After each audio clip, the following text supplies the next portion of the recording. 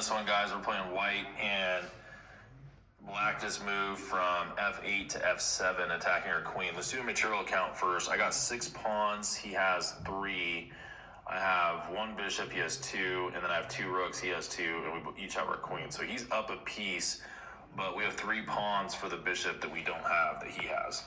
So what's going on with this position? Instantly, I noticed a relationship between the queen and the king. So the queen on e4 and his king on e8. I want to pin it with rook e1. Either rook f e1, probably rook f e1 looks more correct than you would bring your a rook all the way to e1 and wedge your f1 rook just right where it is. You wouldn't do that. So let's look at, but then I don't want to lose my queen. I don't want to get his queen after he takes my queen, because what would be the point in that? Let's try to save our queen and then take his queen.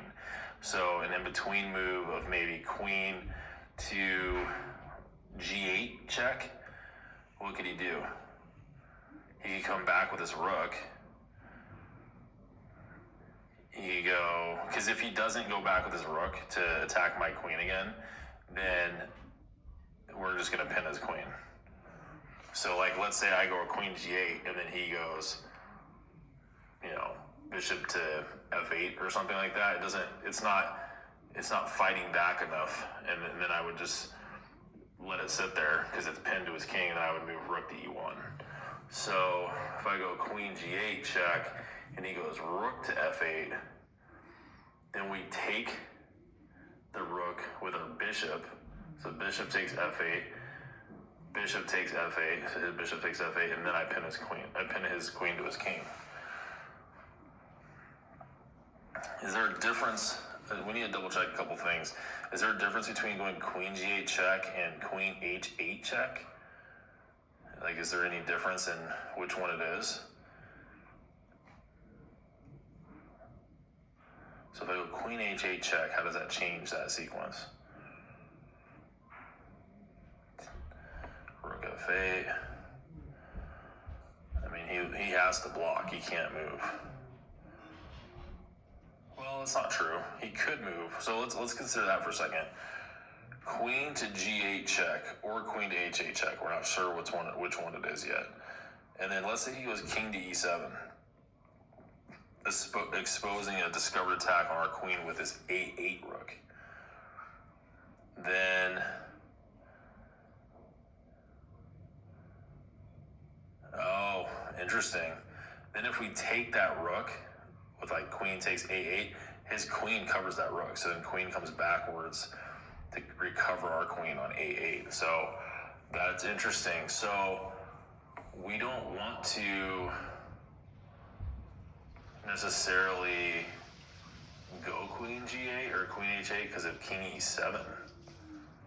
So, okay, so what if we try like some sort of in-between move of queen to g8 check, king e7, queen takes f7 check? No, because he just takes after the king, and now his queen's not going to get pinned to the king.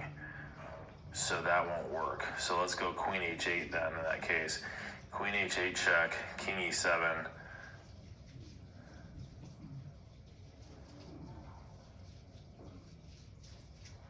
King e7, rook.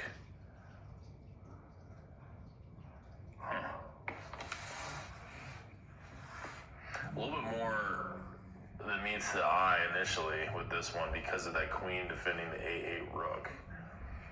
So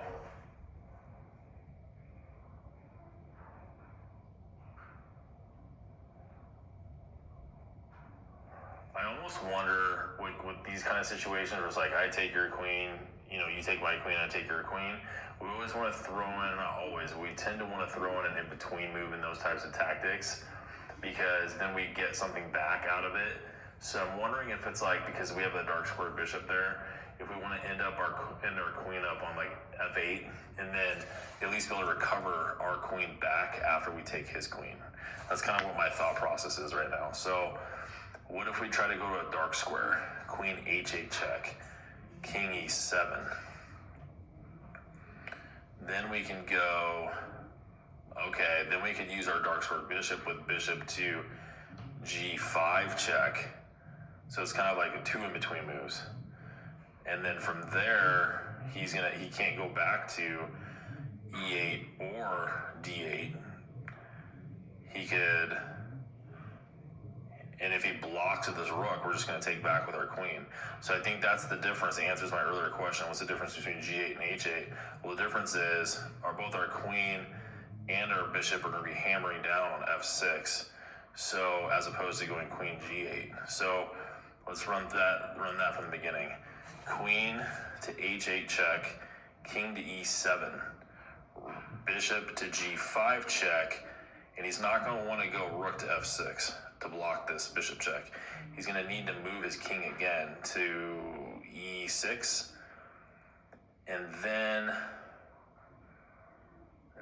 what? I wonder if this is where we're going to actually want to take the rook on a8 just to get his queen out of the way, and then there's maybe some sort of mating attack, like some sort of mate trick. So because our bishop kind of cuts off the backwards escape route for his king, so now, like, what if queen takes a8 here, and then queen takes a8, rook to e1 check, rook f e1 check? Could he get out of that? Yes, he could go king to d5. Then rook a to d1 check. I feel like he's getting away. And he's got king c5 or c6. What if we do a mating net, set it up? So, starting from the top, queen to h8 check, king to e7.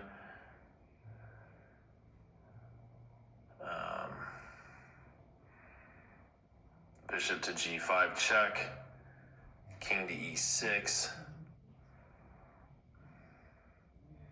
Now we go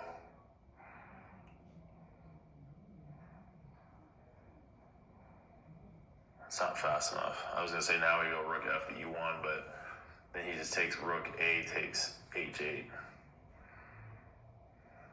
A takes h8. Because even if rook a takes h8, we have rook e, which would be on e1, takes e4 check, then he still gets out with rook king to d5.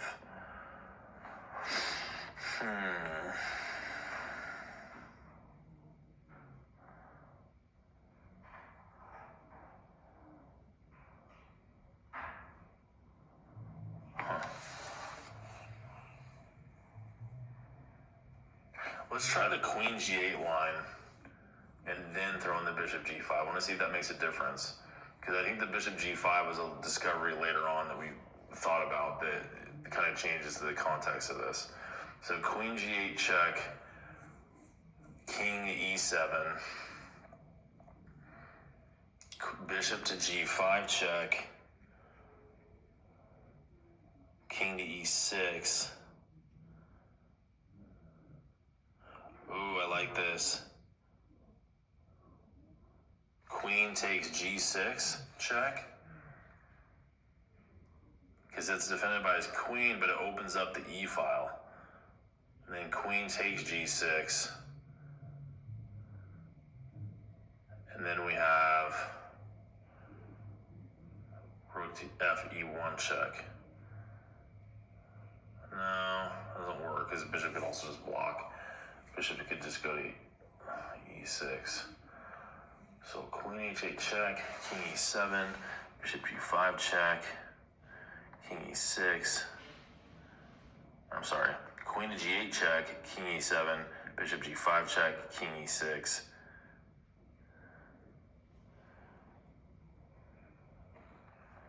Let's just leave our queen there for a second, like almost like a decoy. And then let's just go rook f to e1. And then let's say rook a8 takes g8. Then we go rook takes e4 check. What do we have here? I feel like we almost have it mated.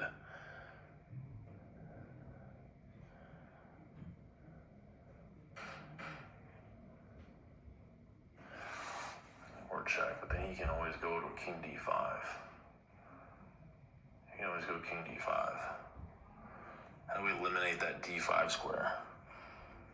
Can we preemptively play rook a to d1 to cut that off?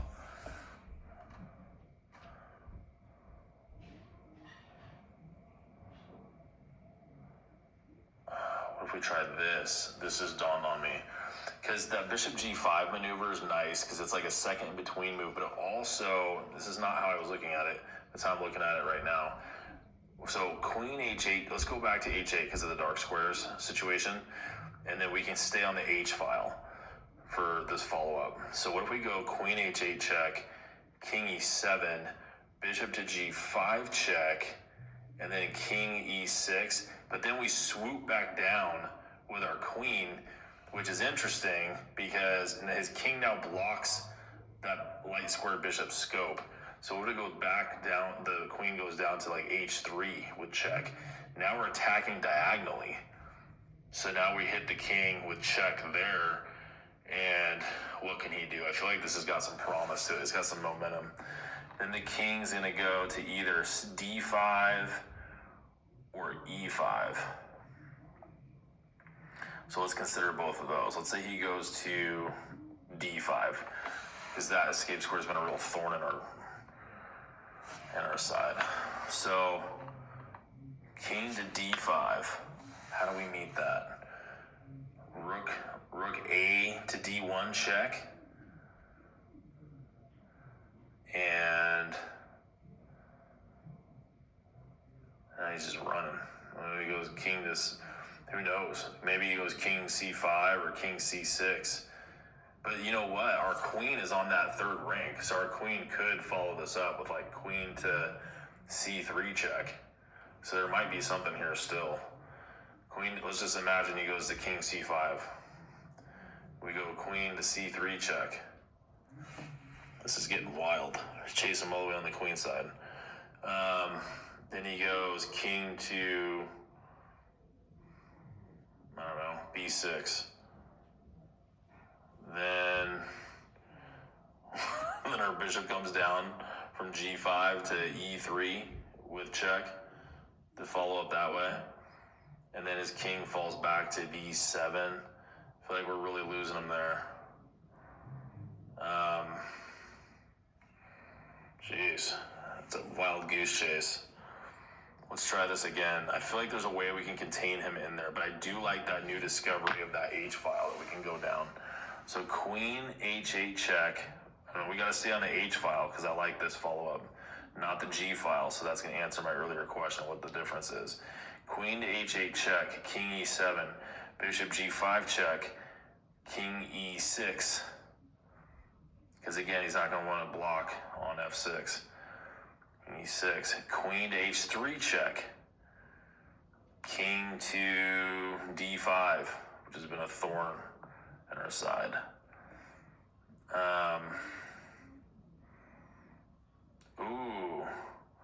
If he goes king d5, what if we swing our queen all the way over proactively to b3 check, hitting his king on d5, but also keeping him from flooding out or like escaping on the b file, because that was the demise of our last line. So we hit him with queen b3 check, and then he goes to, say, let's say he has a wherewithal to stay off the dark squares. So he goes to c6. Well, what would our follow-up be there?